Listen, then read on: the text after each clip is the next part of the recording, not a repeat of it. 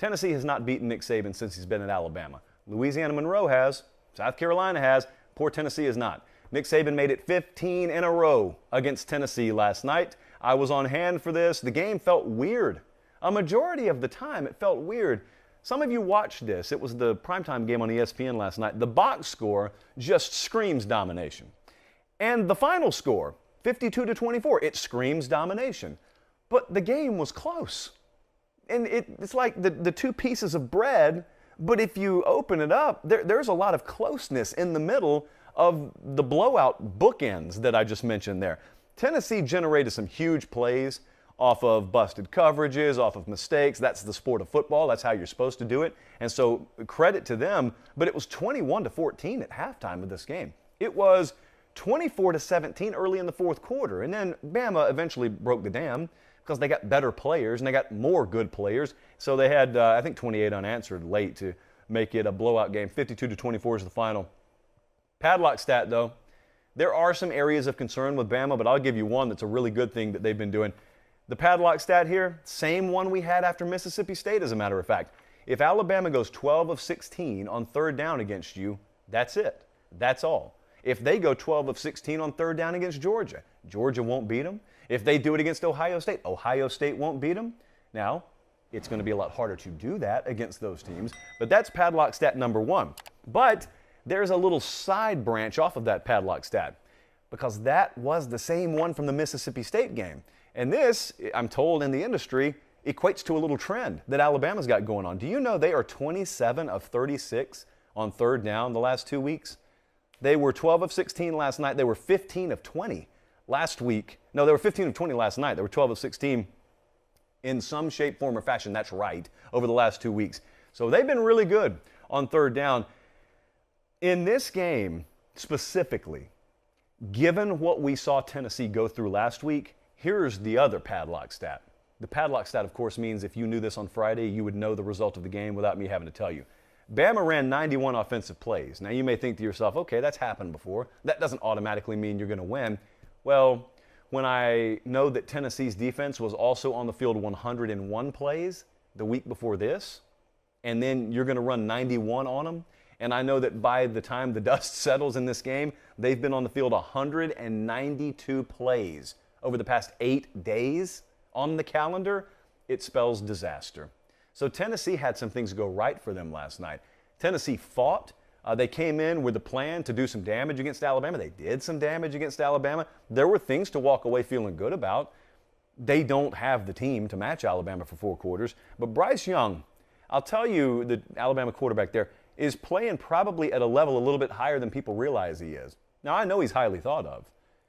But Alabama does not have a bunch of star receivers right now. They've got issues on the offensive line. They've got some good tailbacks. They don't have any superstar tailbacks. They've got a star quarterback. He's a first-year starter. Not a true freshman, but a first-year starter. He was 31 of 43 last night, 371 through the air, had a couple of touchdowns in the air, a couple of more on the ground, ran for 42 yards. And he's not surrounded by what Mac Jones was surrounded by. And there were some times last night where I'm not going to tell you that he's just carrying the entire offense on his shoulders. When I say they lack superstars, I mean relative to Alabama. If I took Jamison Williams and put him on most rosters, he'd be an All-American and then build a statue of him. I mean, they'd remember him for the next decade. Brian Robinson, Roydell Williams, those are very good players. I'm saying they aren't Devontae Smith, they aren't Najee Harris. And those are guys that were around last year that aren't around this year. And yet a first-year quarterback is getting it done. And he's made some mistakes, but he hasn't been mistake-prone. He made a throw in the end zone last night that could have been picked. It was right in front of me, but it wasn't. It was against A&M. It wasn't last night. But now they got a bye week. And now it gets really interesting. Now we get to ask at least for a couple of weeks, when they self-scouted Alabama, what's it going to turn up? What do they focus on? What do they think is fixable versus what is something they're just going to have to roll with the rest of the year? And the right side of their offensive line I think is interesting. Obviously, developing more dependable depth at wide receiver is interesting.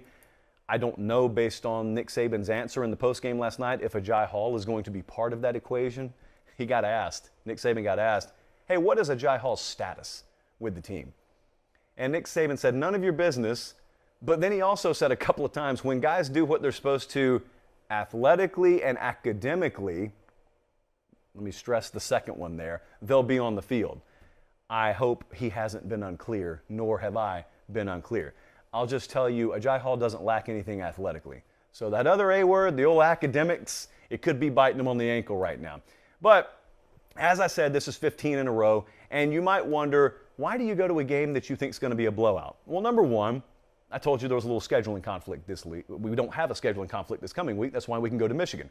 But number two, there is a tradition in this rivalry game that a lot of you have forgotten about because it doesn't look like a rivalry right now. Director Colin walked in tonight and said, is this a rivalry? It's got a cute name, third Saturday in October, but is it a rivalry? And I said, well, I didn't say anything because I didn't have a response to it. Because, yeah, you do need to win once every decade or so for it to really be a rivalry. But there is a tradition in this game, winning teams smoke cigars. And because Bama blows Tennessee out on the regular these days, when you're at the game at Bryant-Denny Stadium, they don't wait until the end of the fourth quarter to start lighting up. And I was talking to someone in a position of authority yesterday, and I asked about the smoking ban on campus. And he said, I don't know what to tell you. We got one 364 days a year here. And then he just walked away. And there was not much enforcement of it last night. I shot some video actually from field level. It's a very interesting vantage point when you're on field because a lot of these stadiums have elevated seating to where like you can really see the smoke waft. It looks like the student section's on fire actually.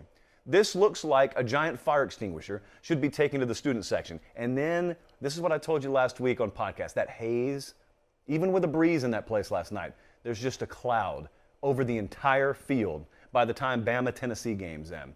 Now this should serve as supreme motivation for Josh Heupel and the folks there, but it's also, for older Alabama fans, it never loses its sweetness. And that's what stands out to me when I go to Bama-Tennessee games. If you're 19 years old, like those students right there, yeah, you're smoking your cigars, half of you are choking to death, but you don't really get it. You know it's a tradition, you know you're supposed to do it, and you do it. Nick Saban actually walked over there and applauded in front of the student section last night. So he approves of the no smoking ban for at least one day. But the older folks, I wish you could see it. When you walk around, when I'm walking around there after the game and you're looking at a 57-year-old guy, they've lived through Tennessee domination. They've lived through, let's say former head coaches at Tennessee trying to put you out of business entirely. They've lived through all that. This is a bitter rivalry. There is supreme hatred in this that you just don't get if you're new to the table. But they do. And so if you could see the looks on these people's faces when they have those cigars in their mouth, it's very glazed over. It's kind of off in the distance. And I like to picture all of them just looking at a giant piñata with Phil Fulmer's face on the piñata. And with every puff, they're taking a broomstick to that piñata. And boy, they've done a lot of beating lately. Tennessee goes down again at the hands of Alabama, 52-24.